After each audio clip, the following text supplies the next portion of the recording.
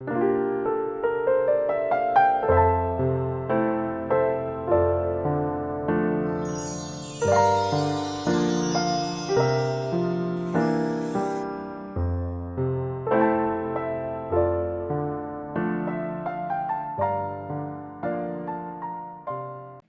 30편 1절에서 12절까지 말씀을 교독합니다.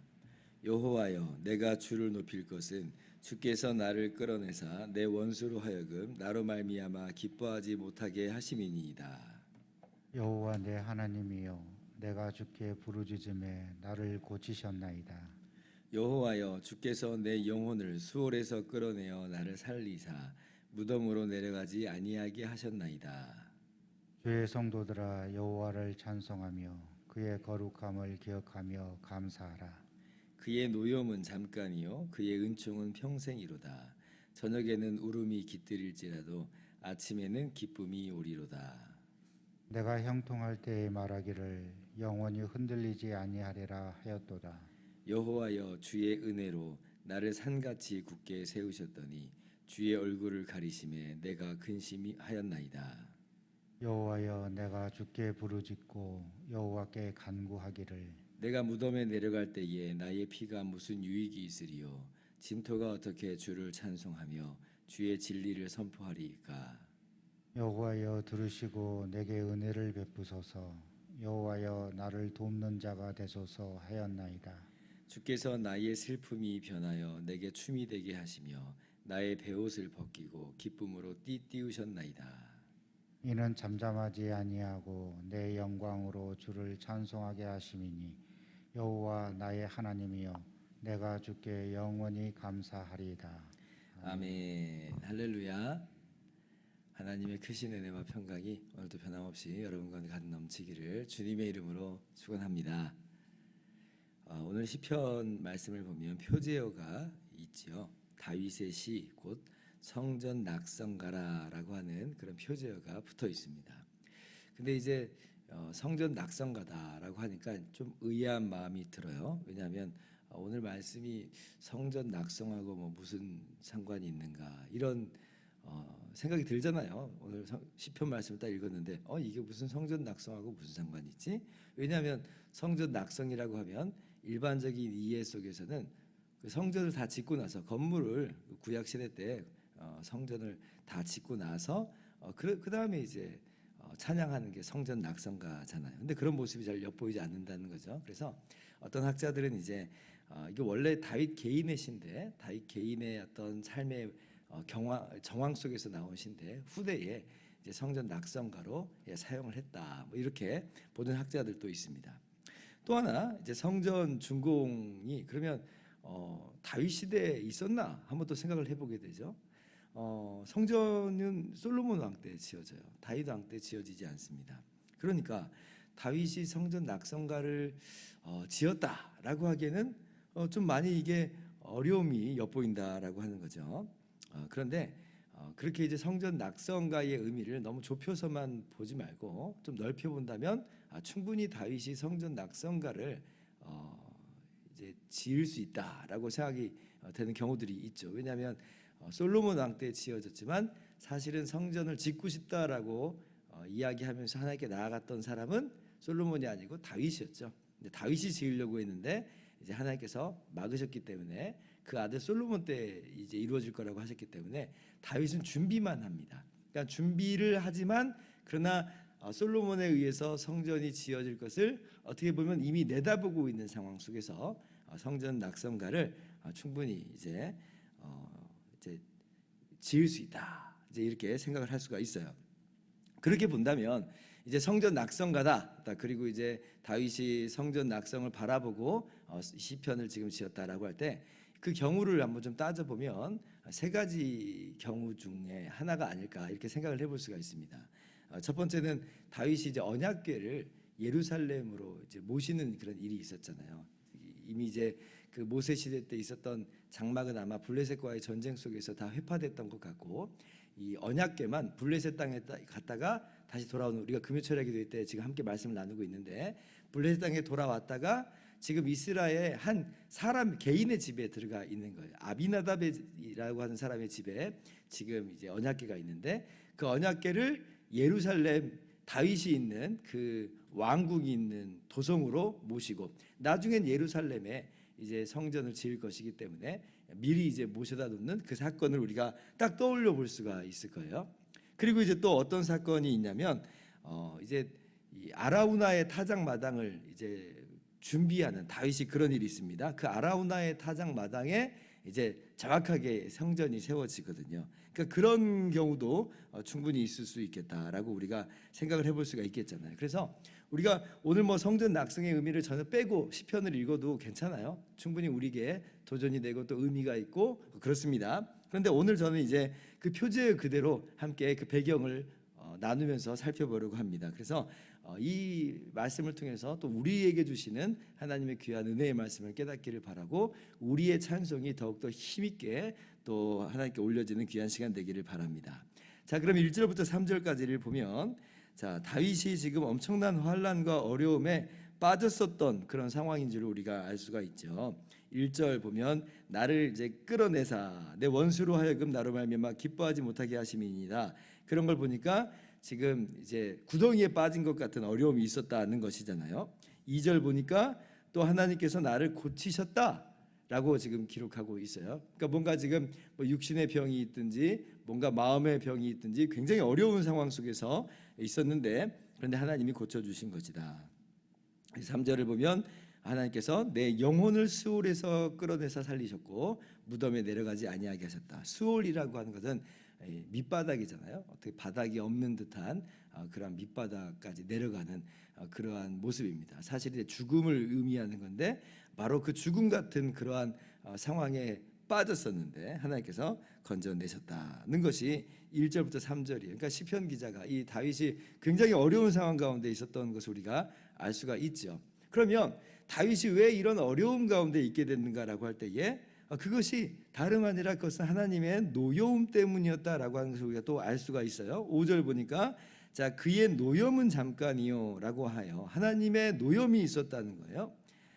7절도 보니까 주님의 얼굴을 가리심에 내가 근심하였나이다. 이제 그렇게 말씀을 하고 있어요. 그래서 지금 이러한 다윗의 어려움은 사실 하나님의 이 진노였다는 거죠. 하나님의 진노였다. 어떻게 보면 다윗이 하나님 앞에서 뭔가 지금 문제를 하나 일으킨 것 같아요. 그러니 하나님께서는 다윗을 세워주시고 있었는데 그런데 다윗의 그 뭔가 모르는 지금 그 잘못 때문에 하나님의 진노가 하나님의 징계가 있었던 거죠. 그러니까 다윗이 많은 어려움 가운데 빠진 거예요. 그러다가 하나님께서 은혜를 더하여 주심으로 그 은혜에서 벗어나게 됐다라고 하는 거죠. 그래서 6절을 보면 내가 형통할 때에 말하기를 영원히 흔들리지 아니하리라 하였도다라고 이제 이 기록을 하고 있는데 이게 지금 듣기 나름인데요. 이게 믿음의 고백처럼 보이기도 하지만 사실은 이것은 이제 교만의 가능성일 수가 있어요. 하나님께서 은혜를 주셔가지고 다윗이 형통한 거예요. 잘 나가고 있는 거예요. 문제가 없어요. 거칠 것이 없어요. 그러니까 나는 흔들리지 않을 거야 라고 하는 그 과정 가운데 교만이 들어갔고 뭔가 거기서 문제가 일어난 거예요. 그러니까 하나님이 그 다윗을 그냥 내버려 두면 그러다 망하겠잖아요. 진짜 망하겠잖아요. 그러니까 징계를 딱 내리셨던 것이고 그러니까 다윗이 너무 힘들어진 거예요. 그 가운데서 깨닫고 하나님의 은혜를 구했던 것이며 그리고 하나님은 다시 한번 세워주시는 그런 과정이 있었던 거죠. 그러면 정말 이 성전 낙성과와 관련해서 다윗의 인생 가운데 정말 그랬는가라고 할 때 그런 적들이 있어요. 자, 아라우나의 타작 마당에서 언약궤를 모실 때도 우리가 언약궤를 한 번에 모시지 않았던 일을 우리가 알죠. 2번에 걸쳐서 언약궤를 예루살렘으로 모셨어요. 왜냐하면 첫 번째는 이제 언약궤를 이렇게 모시는데 다윗이 하나님 말씀을 잘 몰랐든지 아니면 무시했든지 원래는 레위인들이 이 언약궤를 어깨에 메고 이제 들어와야 되는데 근데 이제 새 수레에 그냥 끌고 오는 거예요. 달구지 같은 거 좀 생각하시면 될 것 같아요. 그렇게 해가지고 언약궤를 이제 끌고 오는 그런 일이 있었습니다. 그래도 괜찮을 거라고 생각을 했어요. 그러나 그렇게 들어오는데 그 소들이 뛰죠. 갑자기 소들이 뛰어서 우사라고 하는 사람이 그것을 끌고 가는 중에 그 언약궤에 손을 댔다가 하나님의 징계로 말미암아 진노로 말미암아 우사가 그 자리에서 죽어요. 그러니까 언약궤를 지금 예루살렘으로 모시는 축제 현장이었어요. 다윗의 위상이 그냥 그 안에서 아주 그냥 나타내 보여지는 그런 모습입니다. 왜냐하면 세상에 이런 일을 하는 왕이 없었는데 다윗이 지금 이 일을 하고 있다. 그러니까 사람들이 와, 다윗 대단해 이럴 수 있고, 다윗도 속으로 우쭐할 수 있었을 텐데, 그런데 하나님께서 딱 치셔서 우사가 죽으니까 아수라장이 된 거예요. 그러니까 못 들어와요. 이 언약궤를 못 모시겠는 거예요. 그런 일이 하나 또 있었죠. 근데 이것도 있지만 또 다른 일이 있었습니다. 또 아라우나의 타작 마당을 성전 부지로 마련한 사건도 그래요. 그때 다윗이 또 엄청 잘 나갔던 때잖아요.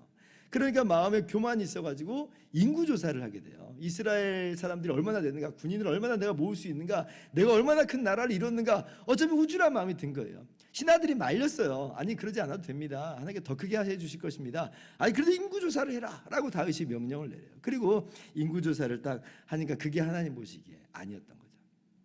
그래서 하나님께서 선지자를 통해서 징계를 하십니다. 3가지 중에 선택해라.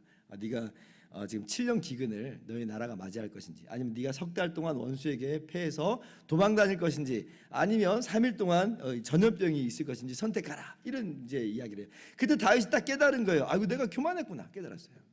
그리고 이제 선택을 해야 되는데, 여러분 같으면 어떤 걸 선택하겠어요?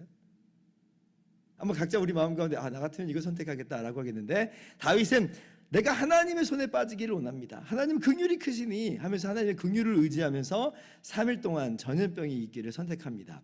근데 이게 결국 작은 일이 아니었어요. 왜냐하면 그 3일의 전염병 동안에 7만 명이 죽어요. 지금 코로나로 인해서 우리나라 7만 명 죽지는 않은 것 같습니다. 근데 지금 온 나라가 난리가 났어요. 근데 지금 3일 동안의 전염병으로 말미암아 7만 명이 죽었다는 것은 며칠만 더 지속되면 이 나라는 끝장나는 거예요. 얼마나 지금 이제 끔찍한 일이에요. 얼마나 많은 사람들이 죽어나가요. 그러니까 다윗이 그 안에서 부르짖는 거예요. 마치 자기가 죽는 것 같은 고통이 있는 거죠. 왜냐하면 지금 저 사람들이 뭘 잘못했다고 죽어나가요. 다윗이 잘못했거든요. 내가 잘못했거든요. 근데 지금 이스라엘 사람들이 죽어나가니까 너무나 마음이 아픈 거예요. 하나님, 내가 범죄하였습니다. 나와 내 아버지 집을 치소서. 마음을 찢는 거죠. 베옷을 뒤집어 쓰는 거예요. 그러니까 스올이라고 아까 이제 밑바닥이 없는 것 같은 그런 절망과 아픔 속에 떨어졌다라고 하는 거예요. 바로 그런 내용이에요. 베옷을 입는 거예요. 슬픔으로 죄로 뒤집어 쓰는 그 죽음의 현장이다라고 하는 거죠. 그런데 우리가 알다시피 이제 그렇게 끝나지 않죠. 우사 사건도 그렇게 끝나지 않았습니다. 그렇게 해서 언약궤가 처음에 못 들어왔는데 나중에 다시 깨닫잖아요. 이렇게 하는 게 아니었구나. 내가 또 교만했구나. 내가 하나님을 모셔준다 이런 게 아니었구나. 하나님이 임재하여 주시는 것이지 내가 무엇이고 한데 하나님을 내가 모신다라고 하는 것인가라고 하면서 겸손하게 레위인들을 통해서 이제는 이제 오게 언약궤를 모시잖아요. 그때 이제 다윗이 얼마나 기뻤는지 여호와 하나님 앞에서 힘있게 춤을 춰요. 마치 오늘 이제 11절 말씀, 베옷을 벗기고 기쁨으로 띠띠우면서 슬픔이 변하고 춤이 되게 하는 것 같은 그런 다윗의 춤춤이 그 사건 가운데 있었죠. 그래서 언약궤가 예루살렘으로 와요. 아라우나의 타작 마당도 마찬가지예요. 다윗이 깨닫고 이제 그렇게 울부짖으면서 회개할 때에 하나님께서 아라우나의 타작 마당에 하나님께 제단을 쌓으라 그럽니다. 그래서 다윗이 거기에서 번제와 화목제를 드리니까 재앙이 그 즉시로 멈춰요. 그래서 그곳이 하나님께서 택하여 주신 성전 부지라고 하는 것을 깨닫게 된 거예요. 그래서 5절 말씀, 결국 하나님의 노염이 있어요. 나의 잘못과 나의 범죄로 말미암는 노염이 있어요. 그거 두려우신 하나님으로 말미암는 노여움이 있어요. 그러나 잠깐이라는 거예요. 잠깐.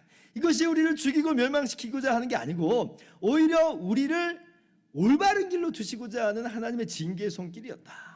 아프지 않다는 얘기 아닙니다. 아파요. 그러나 잠깐이에요. 오히려 하나님의 은총은 평생이다. 우리의 영혼을 영원히 그렇게 깃들고 붙잡아 주시는 하나님의 참된 평강이 있다라고 하는 것이죠. 그러니 다윗이 얼마나 기뻐요. 나는 나의 범죄로 말미암아 죽어 마땅한 자지만 하나님께서 이러한 은혜를 내게 베푸셨다라고 이야기를 할 수밖에 없는 거죠. 그래서 그가 이제 11절 슬픔이 변하여 춤이 되게 하시고 베옷을 벗기고 기쁨으로 띠띠우시니 너무나 감사해서 하나님을 찬양하고 영광 돌리면서 우리들에게 함께 이야기하는 겁니다. 4절 말씀 같이 읽습니다. 시작. 주의 성도들아 여호와를 찬송하며 그의 거룩함을 기억하며 감사하라. 하나님께 찬양하고 하나님께 감사해라. 하나님 크고 두렵고 무서우니까 벌벌 떨면서 어쩔 수 없이 찬양하는 게 아니라 하나님의 은혜와 은총을 바라보면서 얼마나 그것이 기가 막힌가. 어저께 말씀, 모든 것이 멸망당하는 그 가운데서 노아와 그의 가족에게 은혜를 베푸시는 하나님께서 지금 이 심판의 때에 우리를 예수 그리스도로 말미암아 구원하신 그 은혜를 바라보면서 하나님을 찬양하라, 우리에게 이야기하고 있는 거예요. 하나님의 노여움이 혹시 우리의 인생 가운데 있는 것처럼 여겨질 때가 있을 겁니다. 예, 맞아요. 그러나 하나님의 인자와 하나님의 은총은 평생이에요. 노하기를 더디하신 하나님, 인자와 자비가 많으신 하나님, 여호와라 여호와라 이름하는 그 하나님을 우리가 발견하고 기억하면서 그 은혜와 사랑을 힘입으면서 오늘도 힘있게 하나님을 찬양하는 저와 여러분 모두 되기를 주님의 이름으로 축원합니다. 기도하겠습니다.